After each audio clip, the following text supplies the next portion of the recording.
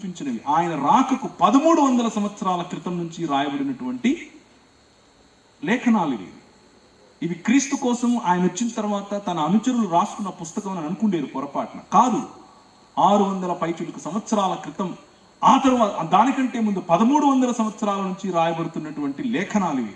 ఏమని రాశారు అక్కడ? రండి యెహోవా వైపుకు మరలుదము. చదవండి, హోషేయ గ్రంథం 6వ అధ్యాయం 2వ వచనం.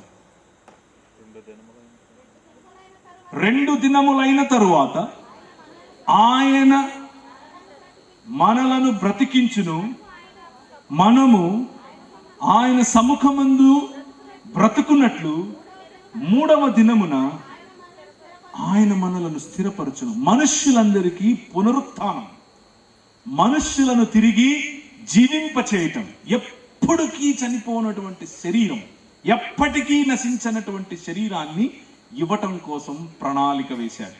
2 దినాలైన తర్వాత బ్రతికిస్తాడు, 3వ దినాన మనల్ని స్థిరపరుస్తాడు అని చెప్పినటువంటి మాటను సంపూర్ణం చేయటానికి క్రీస్తు రావాలి. క్రీస్తు అనే మనిషి వచ్చాడు. ఆయనను ఈ లోక మర్యాద యొక్క ప్రతిమ, ఈ లోక మర్యాద యొక్క రిప్రజెంటేటివ్, ప్రతినిధి పిలాతు, బిహోల్డ్ ద మ్యాన్ అన్న, ఇదిగో మనుష్యుడు, ఇదిగో నిజమైన మనుష్య కుమారుడు అని అన్నాడు. ఆయనను చంపారు. 3 దినములైన తరువాత ఆయన మరణాన్ని గెలిచి తిరిగి లేచాడు. ఆయన శరీరాన్ని చూపించాడు. రా వచ్చి తాకు అని అన్నాడు. పక్కను తాకమన్నాడు, చేతిలో వేలు పెట్టమన్నాడు. ఆయన వారితో పాటు భోంచేశాడు, వారికి భోజనం పెట్టాడు.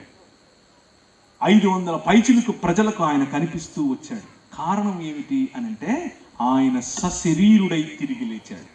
ఇప్పుడు మనం ప్రకటిస్తున్న సువార్త ఏంటి అనంటే, మీరు సస్తే ఎక్కడికో పోతారని కాదు, మీరు తిరిగి లేబోతున్నారు. ఈ శరీరాలతో తిరిగి లేబోతున్నారు. ఇంతకంటే గొప్ప శరీరాలతో తిరిగి లేబోతున్నారు. ఏ కరోనా తాకని శరీరంతో తిరిగి లేబోతున్నారు. ఏ బ్యాక్టీరియా మిమ్మల్ని ఏమి చేయలేని శరీరంతో తిరిగి లేబోతున్నారు. మీకంటే ముందు నిద్రించిన వారిని మీరు చూస్తారు.